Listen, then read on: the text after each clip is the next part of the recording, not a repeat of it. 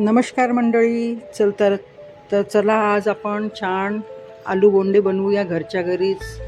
पावसाळ्यामध्ये निसर्गाची छान थंडगार हवेचा आस्वाद आपण घेत आहोत.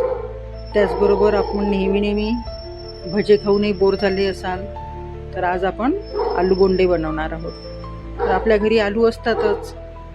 तर आलूला छानपैकी कुकरमध्ये पहिले 1-2 शिट्या घेऊन उकळून घ्यायचे आणि मग उकळलेल्या आलूला थंड होऊन त्याच्या साली काढायच्या. साली काढल्यानंतर मग त्याला छानपैकी मॅश करून घ्यायचा. त्यामध्ये जिरं, ओवा, तीळ, स्वादानुसार तिखट, हिरवी मिरचीचे काप, कोथिंबीर आणि जिरं आणि स्वादानुसार मीठ टाकून छानपैकी त्याला एकजीव करायचं ह्या सारणला आणि मग त्याचे गोळे बनवून ठेवायचे. आणि आता दुसरीकडे छान 2 वाटी बेसन घेतलं, त्यामध्ये थोडा ओवा टाकला, स्वादानुसार मीठ टाकलं आणि छान घट्टसर मीडियम असं पाण्याने भिजवून घेतलं, एकजीव करून घेतलं. आता त्यामध्ये हे आपण केलेले गोळे छान असे पूर्ण चारही बाजूंनी डीप असे रॅपर त्याला लागलं पाहिजे असं पूर्ण असे छानपैकी तळून घ्यायचे.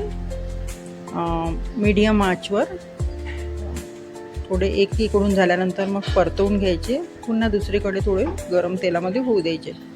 अशा प्रकारे आपण हे आलू बोंडे गरमागरम घरीच तयार करूयात आणि आपल्या लज्जत वाढवूया जेवणाची किंवा नाश्त्याची. तर असेच बघत राहा नवनवीन व्हिडिओ, रेसिपीज. लाईक करा, शेअर करा, सबस्क्राईब करा माझ्या चॅनलला. मैत्रिणींना, नातेवाईकांना शेअर करा, जेणेकरून मलाही प्रोत्साहन मिळेल आणि नवनवीन रेसिपीज घरच्या घरीच आपल्याला बनवता येईल कमी साधन साहित्यामध्ये. तसे आपण माझ्या चॅनलवर बघत राहाल. धन्यवाद. बघा अशा प्रकारे छान आपले हे आलू बोंडे मस्तपैकी तळून खुसखुशीत असे रेडी होत आहेत. घरच्या घरीच आपल्याला कमी वेळामध्ये पाहुणे वगैरे आले तर बनवायला घेतले तरी पण 20 मिनटामध्ये होऊन जाईल आपले हे आलू बोंडे तयार. नाश्त्यासाठी पण आपल्याला करता येईल आणि घरचीच चव असते पदार्थांना. त्यामुळे करून बघा नक्कीच. आपण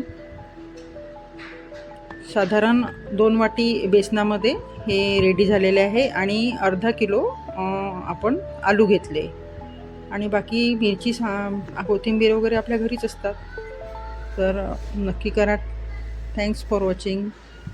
धन्यवाद.